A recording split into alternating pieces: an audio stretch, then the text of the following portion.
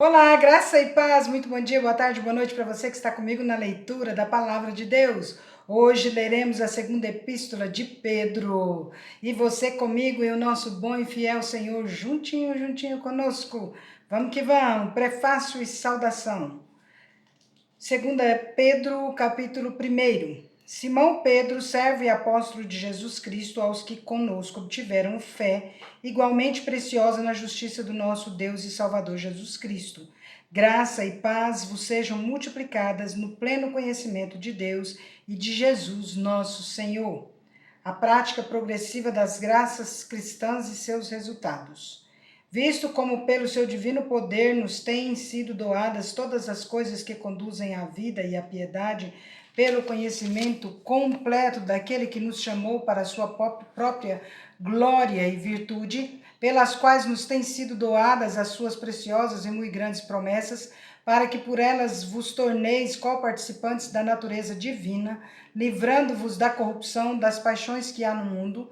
Por isso mesmo, vós, reunindo toda a vossa diligência, associai com a vossa fé a virtude, com a virtude o conhecimento, com o conhecimento o domínio próprio, com o domínio próprio a perseverança, com a perseverança a piedade, com a piedade a fraternidade, com a fraternidade o amor. Porque estas coisas, existindo em vós e em vós aumentando, fazem com que não sejais nem inativos, nem frutuosos no pleno conhecimento de nosso Senhor Jesus Cristo. Pois aquele a quem estas coisas não estão presentes é cego, vendo só o que está perto, esquecido da purificação dos seus pecados de outrora. Por isso, irmãos, procurai com diligência cada vez maior confirmar a vossa vocação e eleição, porquanto procedendo assim não tropeçareis em tempo algum. Pois desta maneira é que vos será amplamente suprida a entrada do reino, no reino eterno de nosso Senhor e Salvador Jesus Cristo. O apóstolo dá os motivos por que escreveu esta carta. Por esta razão sempre estarei pronto para trazer-vos lembrados acerca destas coisas, embora estejais certos da verdade já presente convosco e nela confirmados. Também considero justo, enquanto estou neste tabernáculo, despertar-vos com essas lembranças, certo de que estou prestes a deixar o meu tabernáculo, como efetivamente nosso Senhor Jesus Cristo me revelou. Mas, de minha parte, esforçar-me-ei diligentemente por fazer que a todo tempo, mesmo depois da minha partida, conserveis lembrança de tudo. A superioridade da palavra de Deus. Porque não vos demos a conhecer o poder e a vinda do nosso Senhor Jesus Cristo, seguindo fábulas engenhosamente inventadas, mas nós mesmos fomos testemunhas oculares da sua majestade, pois ele recebeu da parte de Deus Pai honra e glória, quando pela glória excelsa lhe foi enviada a seguinte voz: Este é o meu Filho amado, em quem me comprazo. Ora, esta voz vinda do céu, nós a ouvimos quando estávamos com ele no Monte Santo. Temos assim tanto mais confirmada a palavra profética, e fazeis bem em atendê-la, como a uma candeia que brilha em lugar tenebroso, até que o dia clareie e a estrela da alva nasça em vosso coração. Sabendo primeiramente isto, que nenhuma profecia da Escritura provém de particular elucidação, porque nunca, jamais, qualquer profecia foi dada por vontade humana. Entretanto, homens santos falaram da parte de Deus movidos pelo Espírito Santo. Os falsos mestres, seu caráter, obras e justo castigo. Segunda Epístola de Pedro, capítulo 2. Assim como no meio do povo surgiram falsos profetas, assim também haverá entre vós falsos mestres, os quais introduzirão dissimuladamente heresias destruidoras, até ao ponto de renegarem o soberano Senhor que os resgatou, trazendo sobre si mesmos repentina destruição. E muitos seguirão as suas práticas libertinas, e por causa deles será infamado o caminho da verdade. Também movidos por avareza, farão comércio de vós com palavras fictícias. Para eles o juízo lavrado há longo tempo não tarda, e a sua destruição não dorme.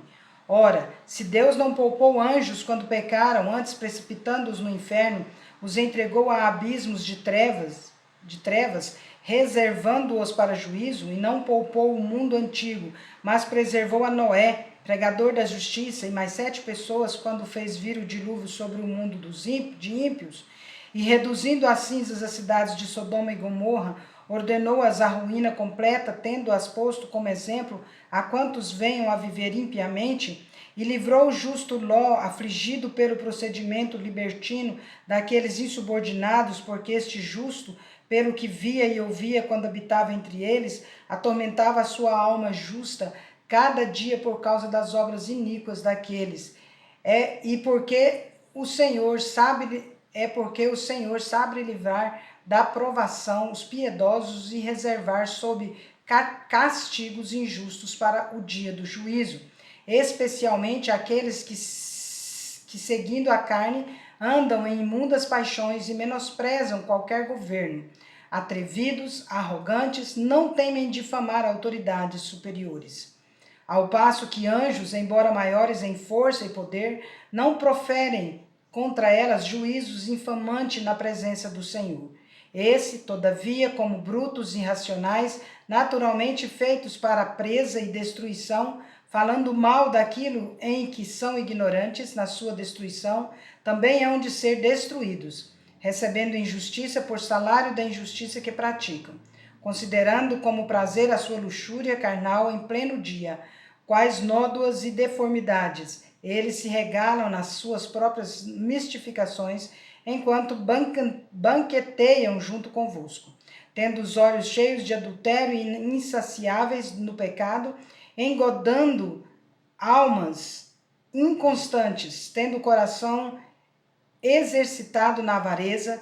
Filhos malditos, abandonando o reto caminho, se extraviaram, seguindo pelo caminho de Balaão, filho de Beor, que amou o prêmio da injustiça, recebeu, porém, castigo da sua transgressão, a saber, o mundo animal de carga, falando com voz humana, refreou a insensatez do profeta. Esses tais são como fonte sem água, como névoas impelidas por temporal. Para eles está reservada a negridão das trevas. Porquanto, proferindo palavras jactanciosas de vaidade, engodam com paixões carnais por suas libertinagens aqueles que estavam prestes a fugir dos que andam no erro, prometendo-lhes liberdade quando eles mesmos são escravos da corrupção, pois aquele que é vencido fica escravo do vencedor. Portanto, se depois de terem escapado das contaminações do mundo, mediante o conhecimento do Senhor e Salvador Jesus Cristo, se deixam enredar de novo e são vencidos, tornou-se o seu último estado pior que o primeiro, pois melhor lhes fora nunca tivessem conhecido o caminho da justiça, do que após conhecê-lo volverem para trás, apartando-se do santo mandamento que lhes fora dado. Com eles aconteceu o que diz certo adágio verdadeiro: o cão voltou ao seu próprio vômito e a porca lavada voltou a revolver-se no lamaçal. A vinda do Senhor e o seu significado. 2 Pedro, capítulo 3. Amados, esta é agora a segunda epístola que vos escrevo. Em ambas procuro despertar com lembranças a vossa mente esclarecida, para que vos recordeis das palavras que anteriormente foram ditas pelos santos profetas, bem como do mandamento do Senhor e Salvador, ensinado pelos vossos apóstolos, tendo em conta antes de tudo que nos últimos dias virão escarnecedores com seus escárnios, andando segundo as próprias paixões, e dizendo: onde está a promessa da sua vinda? Porque desde que os pais dormiram, todas as coisas permanecem como desde o princípio da criação. Porque deliberadamente esquecem que de longo tempo houve céus, bem como terra, a qual surgiu da água e através da água pela palavra de Deus, pela qual veio a perecer o mundo daquele tempo, afogado em água. Ora, os céus que agora existem e a terra, pela mesma palavra, têm sido entesourados para fogo, estando reservados para o dia do juízo e destruição dos homens ímpios. Há, todavia, uma coisa, amados, que não deveis esquecer, que para o Senhor um dia é como 1000 anos, e 1000 anos como um dia. Não retarda o Senhor a sua promessa, como alguns a julgam demorada. Pelo contrário, ele é longânimo para convosco, não querendo que nenhum pereça, senão que todos cheguem ao arrependimento. Virá, entretanto, como ladrão o dia do Senhor, no qual os céus passarão com estrepitoso estrondo, e os elementos se desfarão abrasados, também a terra e as obras que nela existem serão atingidas. Visto que todas estas coisas hão de ser assim desfeitas, deveis ser tais como os que vivem em santo procedimento e piedade, esperando e apressando a vinda do dia de Deus, por causa do qual os céus incendiados serão desfeitos e os elementos abrasados se derreterão. Nós, porém, segundo a sua promessa, esperamos novos céus e nova terra, nas quais habita a justiça. O cristão deve esperar o Senhor, viver vida reta, estudar as Escrituras e crescer em Cristo. Por esta razão, pois, amados, esperando estas coisas, empenhai-vos por ser achados por ele em paz, sem mácula, irrepreensíveis, e tende por salvação a longanimidade do nosso Senhor, como igualmente o nosso amado irmão Paulo vos escreveu segundo a sabedoria que lhe foi dada, ao falar acerca destes assuntos, como de fato costuma fazer em todas as suas epístolas, nas quais há certas coisas difíceis de entender, que os ignorantes e instáveis deturpam, como também deturpam as demais escrituras para a própria destruição deles. Vós, pois, amados, prevenidos como estáis, de antemão, acautelai-vos, não suceda que, arrastados pelo erro desses insubordinados, decaiais da vossa própria firmeza. Antes, crescei na graça e no conhecimento de nosso Senhor e Salvador Jesus Cristo. A ele seja a glória tanto agora como no dia eterno. Amém. Encerramos mais uma leitura. Que Deus nos abençoe grandemente. Amanhã começa o final de semana e nós juntinhos aí, caminhando na leitura em nome de Jesus, pertinho do Natal, e teremos presente na véspera do Natal. Aguardem. Que Deus abençoe a todos, que nós tenhamos a paz de Cristo como árbitro em nossos corações, que busquemos a paz, empenhemos por alcançá-la e no que depender de nós, tenhamos paz com todos os homens em nome de Jesus. Amém? Vamos?